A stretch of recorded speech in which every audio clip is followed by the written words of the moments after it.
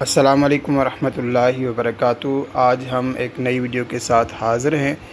آج کا جو موضوع ہے وہ جنرل اینڈ مینڈیٹری یعنی گورنمنٹ حج اسکیم جو 2027 ہے، اس کے حوالے سے کیا کیا ہدایات دی گئی ہیں، آئیے ان کے متعلق کچھ پڑھتے بھی ہیں اور اس میں سے آنے والے سوالات کو بھی ہائی لائٹ کرتے ہیں۔ یہ شروعات میں ہدایت برائے گورنمنٹ حج اسکیم 2027 یعنی 1448 ہجری یہ ہیں کہ یہ ہدایات صرف گورنمنٹ حج اسکیم برائے حج 2027 کے لیے ہیں، یعنی یہ گورنمنٹ حج اسکیم ہے، اس میں پرائیویٹ حج اسکیم کا ذکر نہیں ہے۔ ان ہدایات اور شرائط کو اچھی طرح پڑھ اور سمجھ لیں، ایسا نہ ہو کہ کسی غلطی کی وجہ سے آپ کی درخواست مسترد ہو جائے۔ ریگولر حج اسکیم 2027 کے امیدواروں کا انتخاب رجسٹر درخواستوں کے حج واجبات کی پہلی قسط کی ادائیگی کے بنیاد پر پہلے آئیے پہلے پائیے کے اصول کے مطابق کیا جائے گا۔ کوٹا مکمل ہونے پر رجسٹریشن کے عمل کو روک دیا جائے گا۔ یہاں پر یہ بات سمجھنے کی ہے کہ یہ جو 2027 کا جو انتخاب ہوگا، یہ جو درخواستیں رجسٹر ہوں گی، ان میں سے بھی وہ جنہوں نے حج واجبات کی پہلی قسط ادا کی ہوگی، ان میں بھی جو پہلے آئے ہوں گے وہی پہلے سلیکٹ ہوں گے، اور یہی اصول ہوگا۔ کوٹا جب مکمل ہو جائے گی تو رجسٹریشن کے عمل کو بھی روک دیا جائے گا۔ مثال کے طور پر اگر حاجیوں کے لیے 1 لاکھ کی ہے کوٹا ہے، تو 1 لاکھ اگر رجسٹریشن ہو جاتی ہے تو عمل کو رجسٹریشن کو روک دیا جائے گا۔ آن لائن بکنگ برائے حج 2027 یعنی 1448 ہجری عازمین حج کو یہ گھر میں بیٹھ کر اپنے کوائف کا اندراج hajj.mora.gov.pk اور واجبات کی ادائیگی بھی آن لائن کر سکتے ہیں۔ آن لائن فارم پر کرنے کے لیے ہدایات پڑھتے ہیں۔ نمبر 1، گروپ لیڈر اور تمام ممبران اپنے اصل کارآمد شناختی کارڈ کے مطابق پورٹل پر درست اندراج کریں۔ غلط شناختی کارڈ نمبر لکھنے سے آپ کو مشکلات کا سامنا کرنا پڑ سکتا ہے۔ نمبر 2، گروپ بنانے کا مقصد اور طریقہ کار۔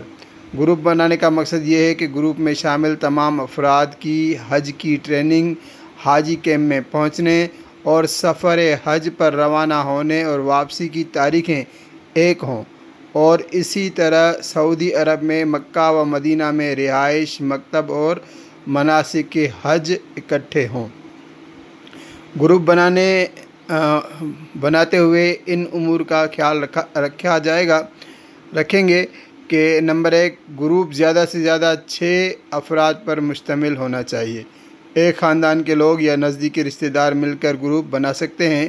گروپ درخواست دہندگان خود ترتیب دیں، جس کا طریقہ یہ ہے کہ اپنے گروپ میں سے کسی ایک آدمی کو گروپ لیڈر نامزد کریں۔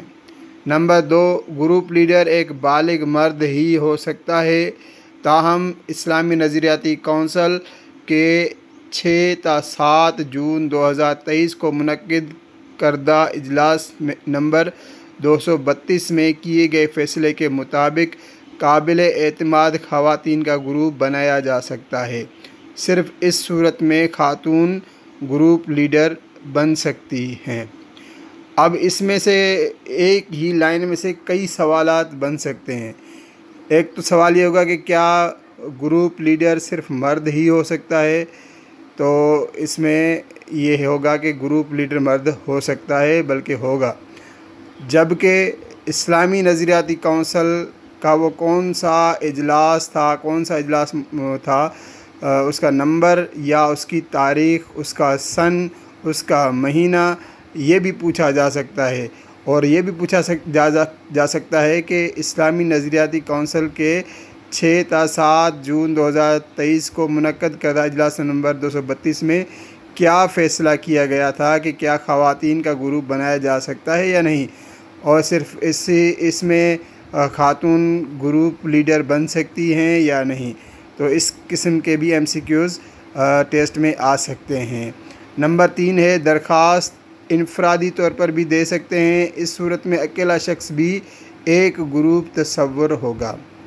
نمبر 4 گروپ میں شامل تمام افراد اور مقام روانگی حج اسکیم کا پیکیج، اضافی سہولیات، فقہ، یہ ساری چیزیں ایک ہونا ضروری ہیں، یعنی کہ جو بھی گروپ میں افراد شامل ہوں گے 6 کے 6 یا 6 سے کم، تو ان کا مقام روانگی، یہ مثال کے طور پر یہ کراچی سے روانہ ہو رہے ہیں ایئرپورٹ سے، تو کراچی سے، اور ان کا حج اسکیم کا پیکیج یعنی کہ شارٹ پیکیج ہے یا لانگ پیکیج ہے، اور اس میں اضافی سہولیات کیا کیا ہیں، اور ان کا فقہ یعنی فقہ جعفریہ سے ہیں یا فقہ حنفی سے ہیں، تو یہ سب چیزیں ایک ہی ہونا ضروری ہے۔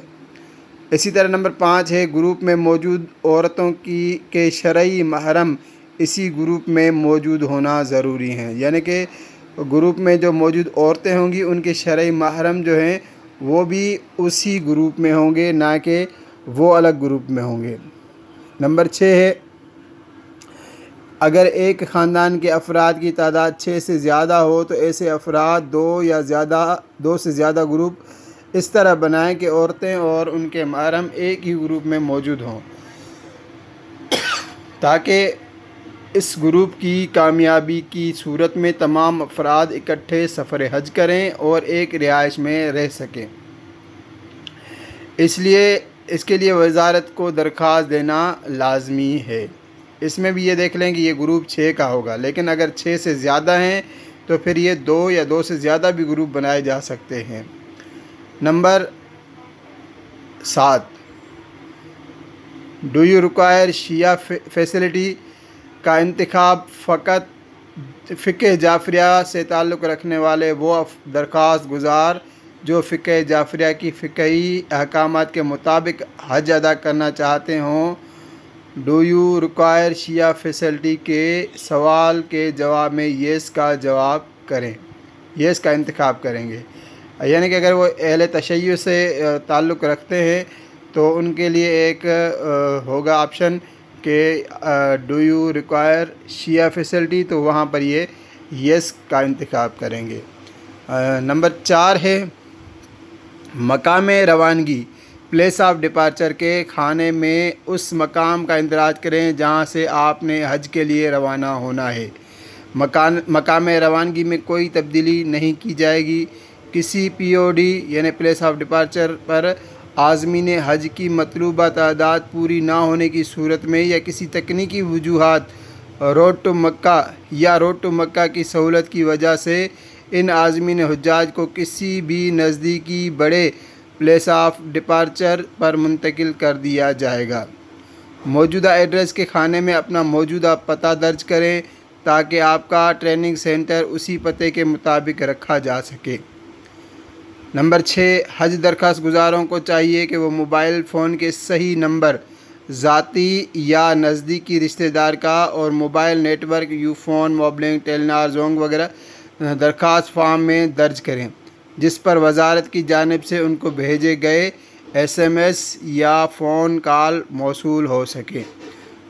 وزارت کے میسیج کے لیے ضروری ہے کہ مہیا کردہ موبائل نمبر کسی اور نیٹ ورک پر تبدیل نہ ہو۔ یہ بھی سمجھ لیں کہ جیسے کہ میرے پاس یو فون کا نمبر ہے لیکن وہ کنورٹیڈ ہے زونگ پر، تو ایسا نمبر نہ دیں، وہ نمبر دیں جس کا نمبر ہے وہی نیٹ ورک بھی ہونا چاہیے۔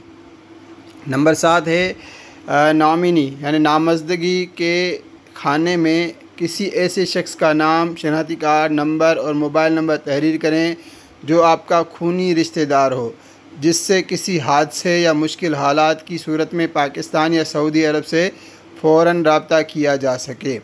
عازم حج کے انتقال کی صورت میں نامزد شخص ہی اس کے کسی ریفنڈ رقم لینے کا حقدار ہوگا۔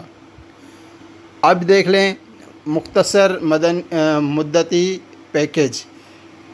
نمبر 1 ہے عازمین حج اضافی ادائیگی کی بنیاد پر سعودی عرب میں 20 سے 25 دن کے مختصر قیام کا انتخاب کر سکتے ہیں۔ مدینہ منورہ میں قیام 4 دن کا ہوگا۔ یہ بھی سوال آ سکتا ہے کہ جو شارٹ پیکیج ہے وہ کتنے دنوں کا ہوگا؟ وہ 20 سے 25 دن کا ہوگا، اور مدینے میں کتنے دن قیام ہوگا؟ تو یہ مدینے میں 4 دن ان کا قیام ہوگا، اس سے زیادہ نہیں ہوگا۔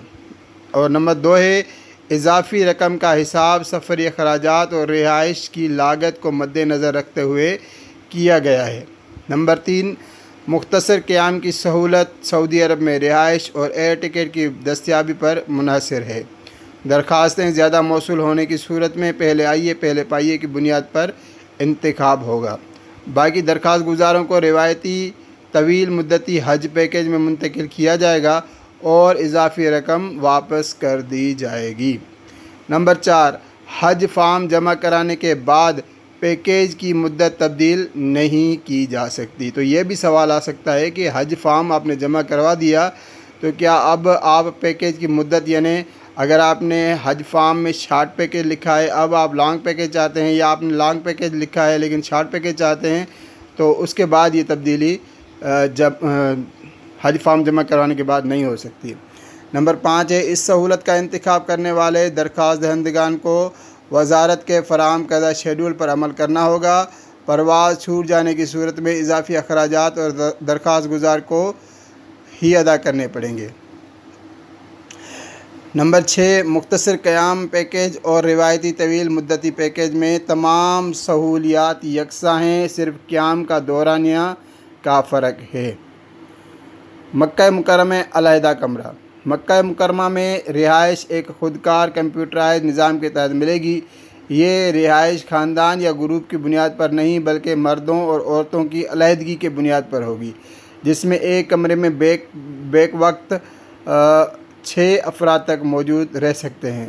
عازمین حجاج بالترتیب فی کس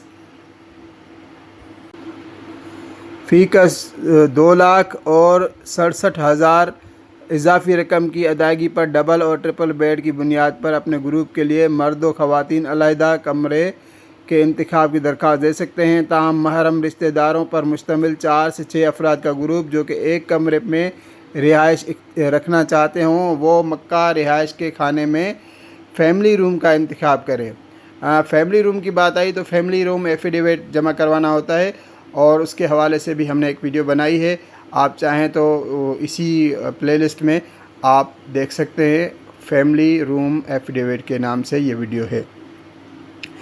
تو انتخاب کریں گے جو کہ رہائش کمروں کی دستیابی سے مشروط ہے، اور عدم دستیابی کی صورت میں مشترکہ رہائش میں منتقل کر دیا جائے گا۔